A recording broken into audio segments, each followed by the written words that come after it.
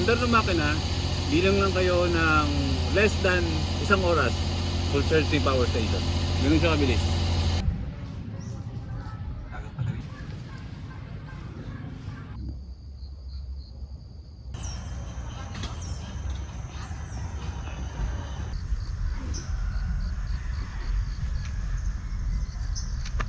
Morning. Yeah, I'm boy first time out under the sun. Boy first time.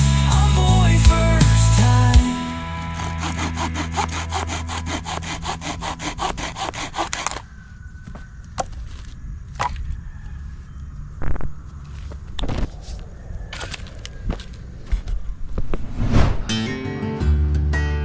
Hindi ako basta-bastang naniniwala sa mga kasabihan, pero parang totoo.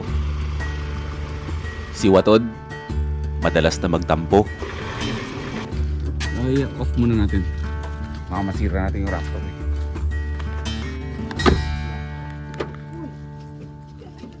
Ayun, tara.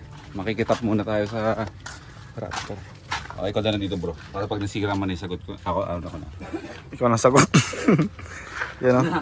Pag nasira, ako may sagutin. Pag itim, positive, di ba? Oo. Pag red, negative. Uy! Ayun bro. Sure na talaga na positive yan ha. Baka positive lang. Malalaman natin pag nasira ako.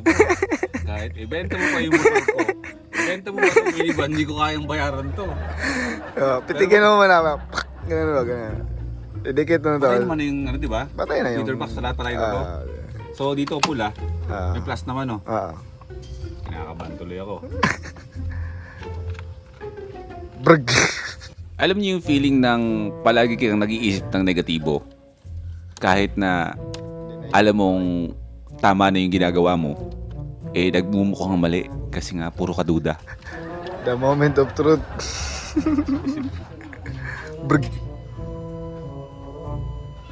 Ay na, dikit ang susi. Wait lang. Dikit yung susi. Tignan nyo, mali na yung ginagawa ko. Brg. Nanginginig ako. Ay!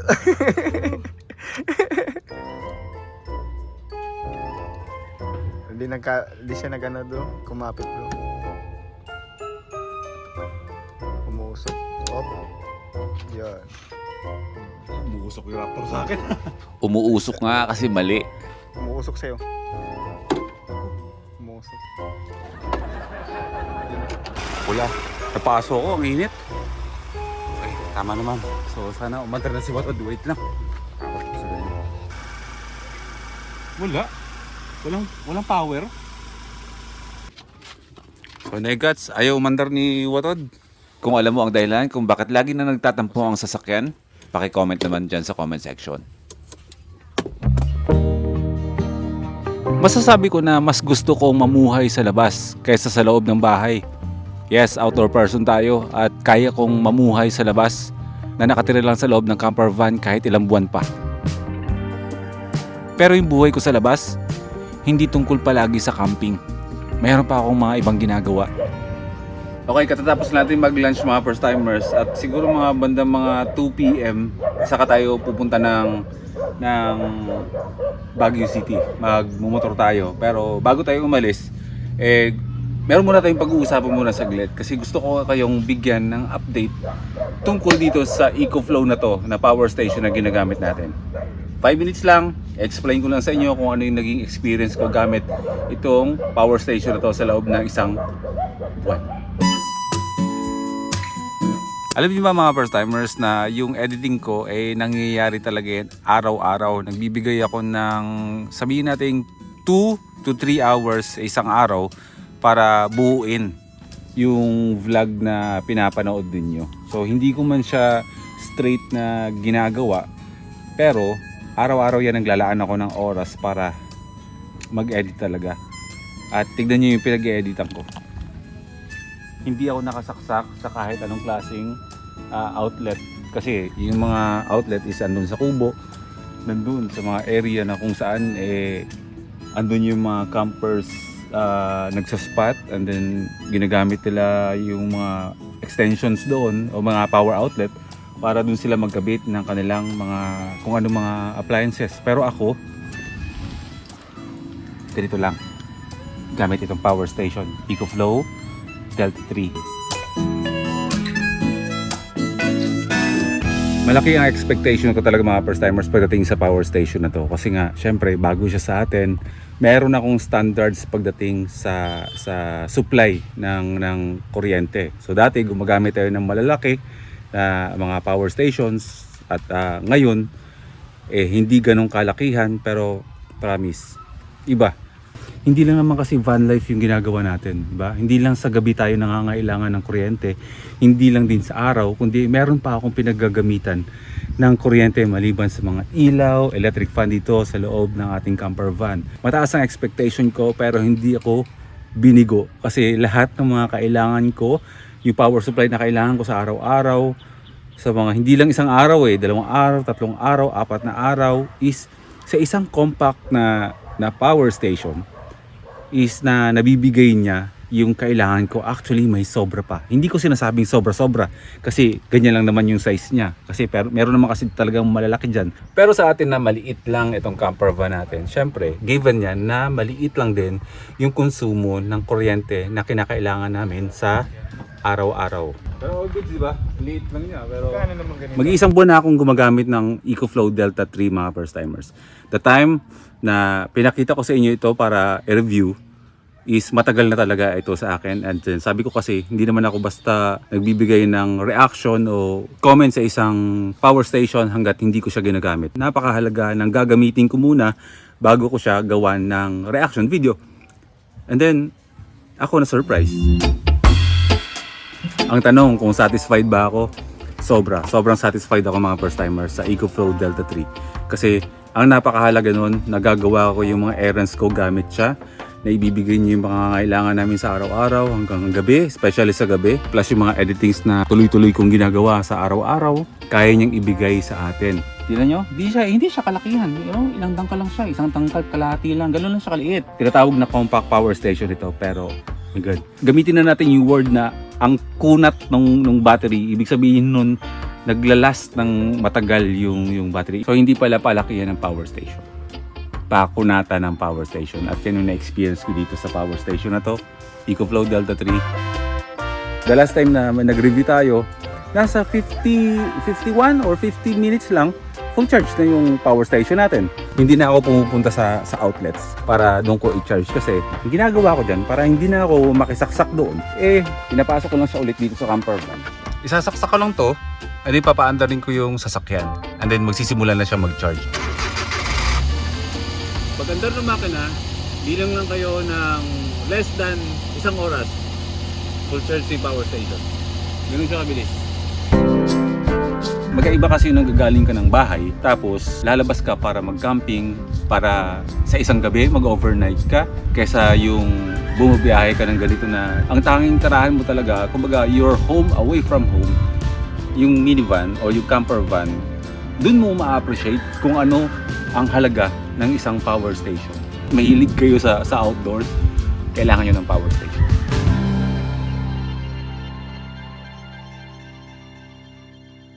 Buti na lang talaga at meron tayong dalang motor. Hindi na natin madadala si Watod sa Cordillera, kaya magmumotor tayo. Kasi alam ko first time mo rin kakainin yun eh. Bye boss, see you in few days. Kasama natin si Boss Reed. Bye bro, ikaw muna bahala kay Nada. Sige po. Ingat ka, ingat. Sige bro. Wait lang. Okay, time check tayo. Mag-aalas 4 ng hapon mga first timers. Pa-jump off kami ngayon. Kasama natin yung mga kaibigan natin, si Boss Reed sa likuran. Sila ay pauwi. At tayo ngayon ang may pupuntahang destinasyon dahil pupunta tayo ng Baguio. Sabay-sabay lang kaming lalabas. Sa Google Maps, mula Palawig, Zambales hanggang Baguio City, 6 na oras. Hindi natin kayang mag-drive ng tuloy-tuloy ng 6 na oras. May mga pahinto-hinto yan, kaya sigurado ako, 8 oras yan.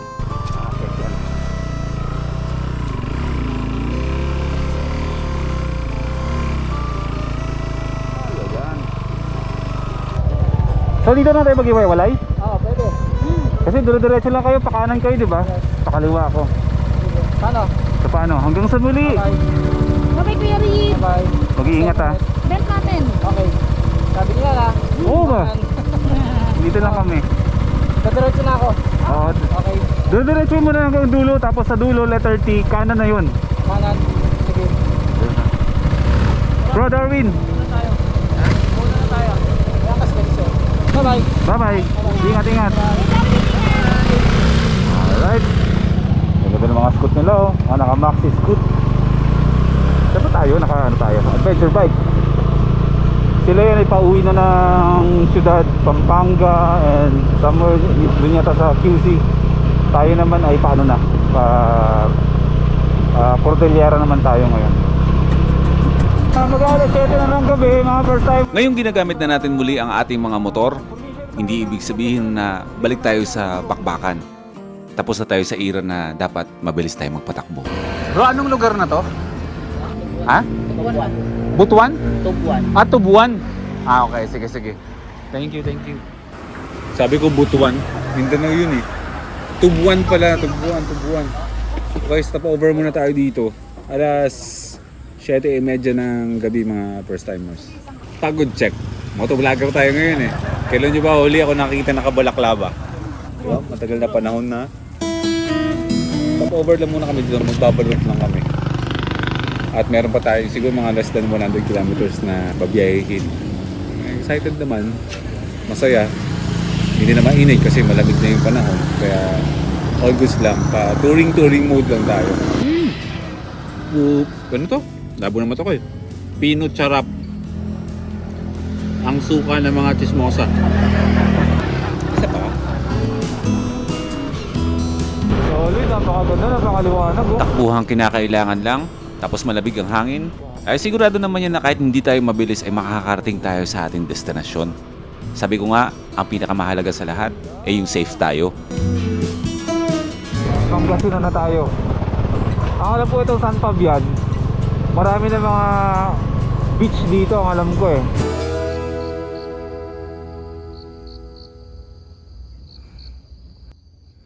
Narating natin ang Baguio City ng hating gabi, mahigit 8 oras nating minotor.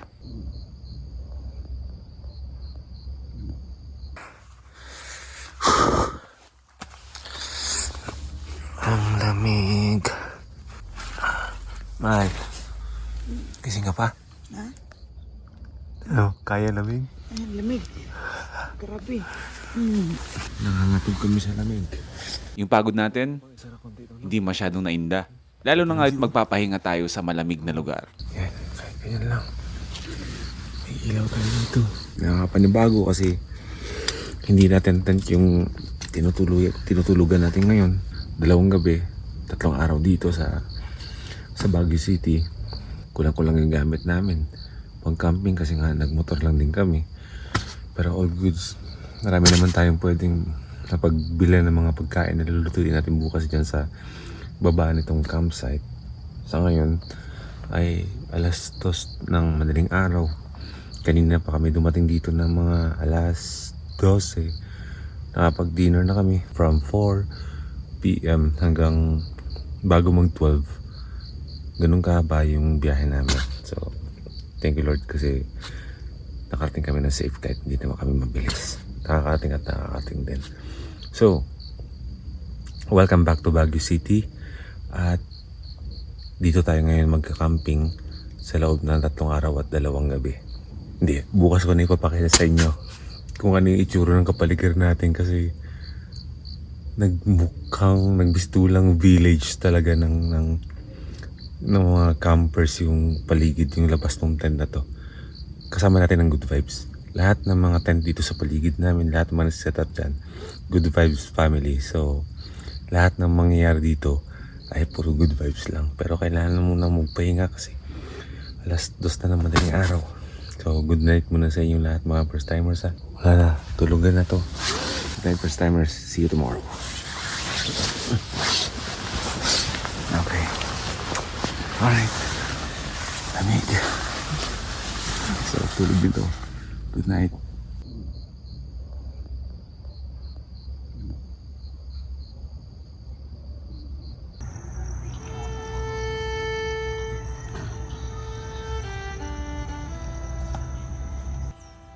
Lamig na nakakabusog ng pakiramdam.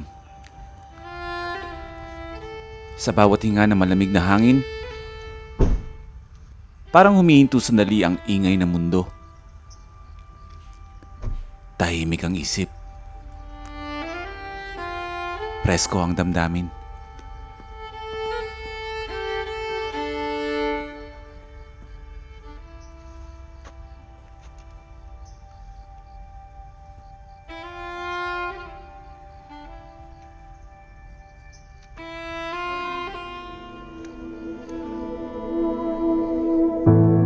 Ang lamig, hindi lang sa balat nararamdaman, kundi sa puso na unting-unting kumakalma. Dito, sapat na ang simpleng sandali.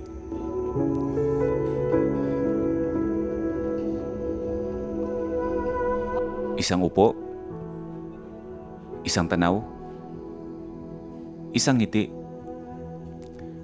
Sa malamig na lugar, dito ko natututunan ang tunay na satisfaction ay ang kapayapaang hindi kailangang ipaliwanag. Ang sarap ng weather. Morning! Good vibes. Family kasama natin. Wait lang. Mukha to. Okay. Welcome back to another camping episode mga first timers. Nandito ulit tayo ngayon sa Baguio City.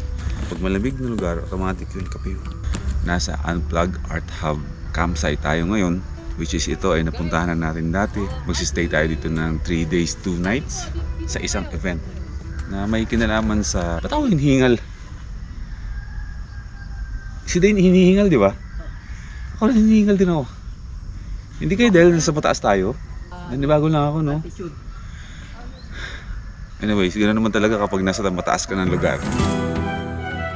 So yun, nandito tayo para masaksihan ba natin yung kaganapan ng mga, sabihin natin, tungkol ito sa kultura ng Highlands.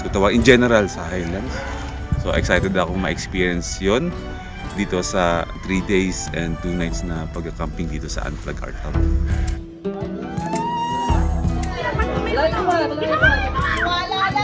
Mga healthy competition ang naganap dito at meron din mga tutorials kung paano magtayo ng tent at mga tarps. Hindi na yan basta-basta mga. Siyempre iba pa rin yung nagka-camping tayo pero meron pa rin tayong natututunan, di ba? So unti-unti i-adjust mo na. Pag nakuha mo yung desired na height at medyo at naka-stretch na siya, that's the time that you can finally peg. Yun.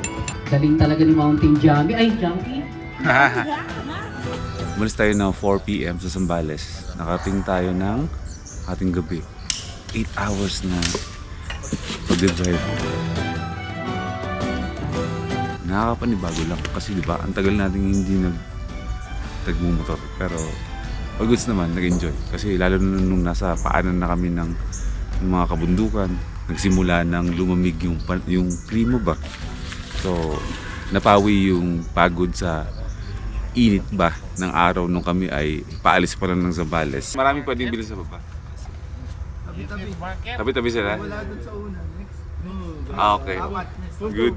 Natin, yung tinulugan natin, courtesy of Mountain Junkie, kaya sa lahat-lahat ng mga gusto mag-rent ng mga camping gear dito. Mountain Junkie is the key.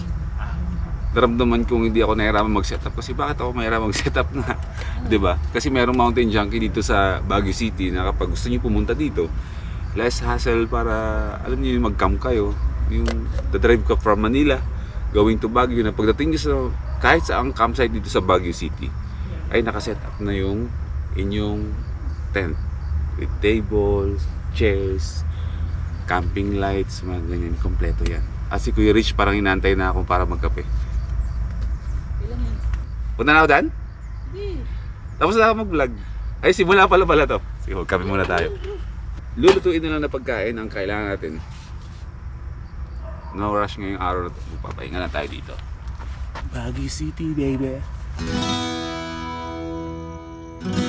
At bago natin kamustahin ang ating mga kaibigan, makikape muna tayo. Morning, Kuya Rich. Good morning! Good morning, good morning. Coffee tayo, coffee. Yun. Ang gaganda ng mga setup, Lemon nga no? lang, Oh. Ito yung page at YouTube channel ni Kuya Rich, Get Outside Camping. follow natin sa Facebook and YouTube. Sila yan, nila Mountain Junkie, nila Mountain Jammy. Nila High Camp J, magkakaibigan yun sila dito. Sila yung mga unang-unang magkakaibigan dito. Eh ngayon, malaki na tayo. Lumaki yung circle natin. Nagkaroon ng Good Vibes family. Tara, pala tayo. Oh, coffee bro. Nasa syudad na ulit tayo ng Baguio na napakalamig. Pero medyo mahirap huminga. Naninibago tayo. Pero makakapag-adjust din yan. Ganyan naman talaga. Maraming salamat High Camp J tsaka kay Mikmik sa gawa nilang banana cake. Sila mismo yung nag-bake nito. Actually, natikman ko na kanina habang nagkakape para papatikin mo kay Prish.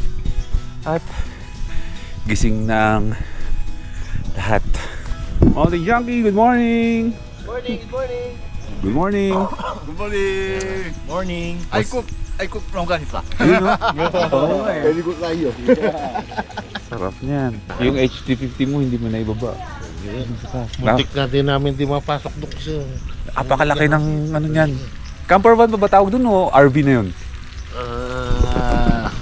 Halo na eh. Camper van pa rin no? Camper van. Camper van pa din. Sa atin yun, full size camper van. Oo, no, sobrang laki talaga eh. Nakakatayo sa loob ba. Good morning Robin! Good morning Kim! Morning! Breakfast na tayo. Thank you Mountain Junkie. Mountain Junkie, Mountain Jammy pala. Good morning Mountain Junkie. Kain na, ay may nakabukas. Ito, sige. Ikikip mo. Good morning Mountain Mikmik. Morning! Good morning Mountain J-Bry. Good morning! Lahat mo. Mahigit isang buwan din kasi hindi kami nagkita-kita kaya ramdam na na-miss din namin ang isa't isa. Camper van ni High Camp J. Si Lakbay syempre. The famous K-Truck ni K-Camp. Pick up ni J-Bry. Spot ni Uncle Sam. Mountain Lakbay. Mountain Welcome Lakbay. dito sa Baguio, boy first time. Welcome. Si Uncle Sam andun. Tulog pa. Ay, gising na pala si Uncle Sam. Uncle Sam, good morning. Mag-hi ka muna sa mga first timers. Good morning first timers, ako po si Uncle Sam at good morning. Naghahang pa bagong gising eh. Matagal-tagal din na panahon kami hindi nagkasama-sama. Bisi-bisihan ng lahat eh. Sobrang tagal, Sobrang tagal no. mga 12 years. Parang ganun. Yun nga, medyo matagal-tagal kaming hindi nagkasama-sama kasi mahal ko. Mahal. Sabi ka na itong takip sa'yo. Sa kabisihan ba. So yung feeling ngayon na nagkasama-sama ulit kami, masarap. Ito, busy ka rin ba sa buhay? Sobra. Bakit? Kwento mo. Kasi? Bagong panganak si Mrs. Ako yung nagugas ng bote. Ako lahat. Alam naman yan, joke lang yan. No? Nanganak na kasi. So, bagong panganak kasi yung asawa ni Mountain Lakbay. Ni K-Cam. Kaya hindi kami nito. Siguro mga isang buwan kami hindi nagkita-kita. Di ba matagal bro? Pero ano nga bro, ang ano natin?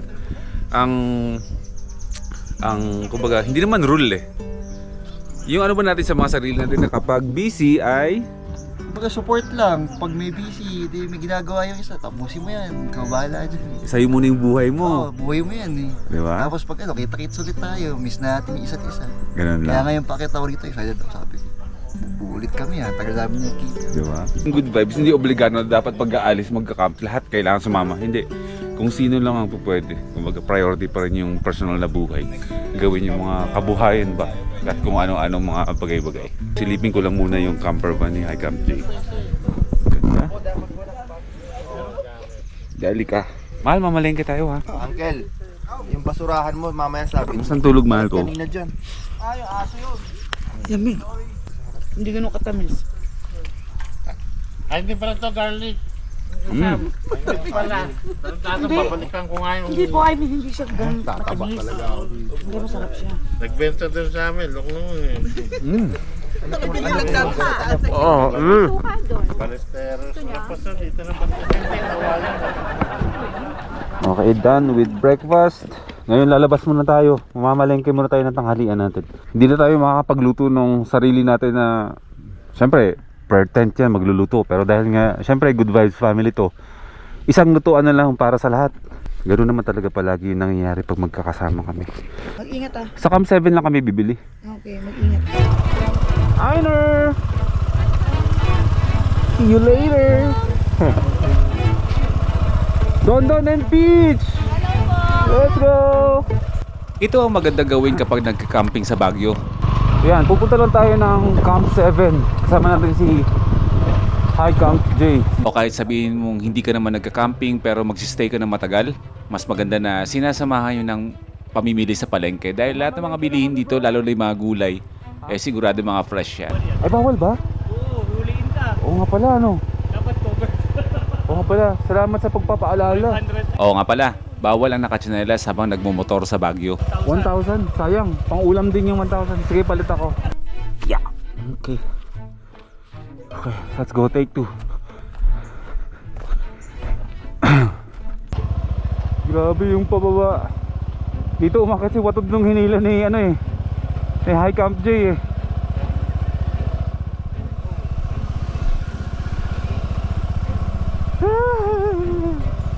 Dito tayo. Off to palengke. Ano ba yun? Yung Camp 7 na palengke tayo?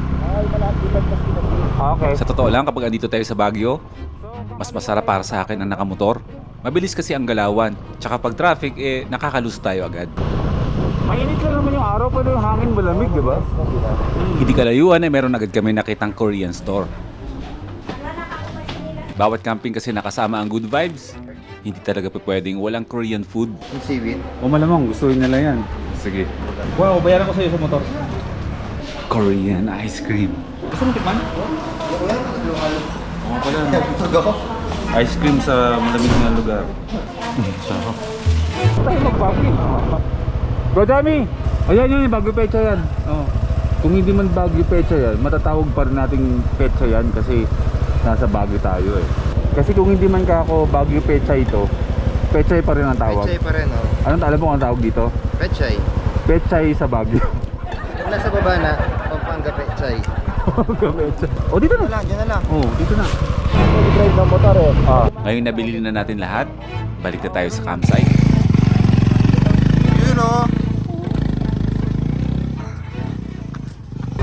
Ay, pwede pong magtanong. Saan po yung Good Vibes Village? Yung vibes nandito kasi. Sige po. Salamat sa... Sige, sige. Ay, tote. Magkano po to? Siyempre hindi rin natin palalagpasin ang mga ukay-ukay sa Baguio. Mamodel ka to. Oo, yan oh. Napakaganda ba? Ito kasi yung chance na makakabili tayo ng mga branded pero hindi mahal. Napakaganda ba? Ganda oh. Try lang natin kung magkakash. Ang sakto. Uy! Uy! Uy, may ganda nga. Umangas! Uy. Angas. Hindi kasya sa akin na yan. Ganda. Hindi ano yun. Hindi kasya akin yan. Gusto mo sa'yo na? Oh, 150. Magpapayat ka lang konti pa. Papayit na lang ako, pahit ko na nga. Oo, yung tabang ka konti. Maba ka. Hindi, talaga. Gusto mo tumakas? Akin yan. Okay, o sino maswerte? 200. Ano? Sukatin mo. May ipagbiruan lang tayo kay Ate. Kasi ating hindi na ipagbiruan sa'yo ha. Hindi, sinasarap ko pero pag sa susunod lang ako. Dito kasya oh. Pero ano ba? Kasha? Hindi kasya. Hindi kasya. Hindi kasha. Pagka nagginto ko kasi Sa'yo kailangan. hindi rin. Oo.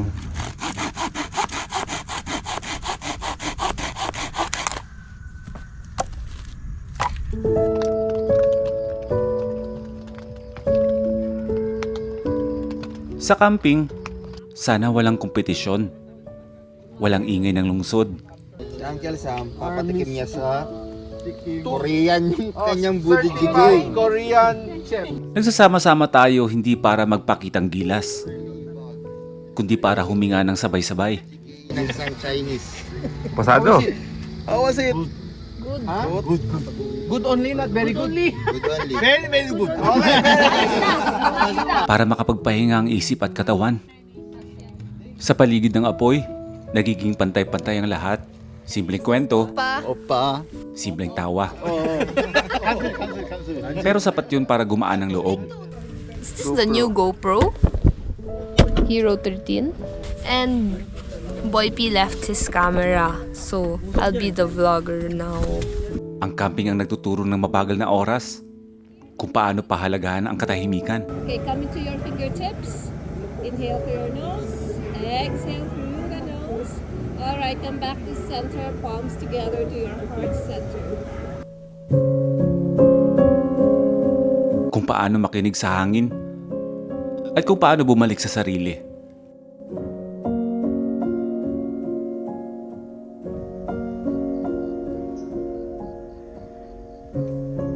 Para sa iba, pahinga ito sa pagod na trabaho. At para sa ilan, lunas sa mabigat na damdamin. At para sa lahat, ang kailangan lang ay payapang lugar at mga taong handang makisama. Hi! Welcome to my vlog. Oh, my daughter's vlog. I don't have this vlog. is Boy Peace vlog. Boy P. Kuya Boy P, iniwan mo na naman yung camera mo. Ha? Hindi pwedeng ganyan. Maraming Oo nga. pirate dito. Oo nga. And And this is Opa. Opa. Opo. And Opo. Opo. Opak. Opak. That is sapak. Opak.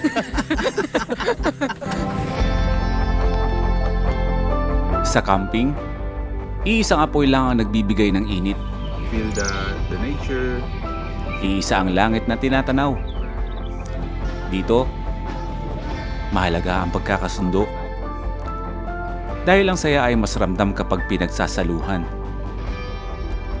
Kapag may respeto at unawaan, nagiging magaan ang bawat gawain.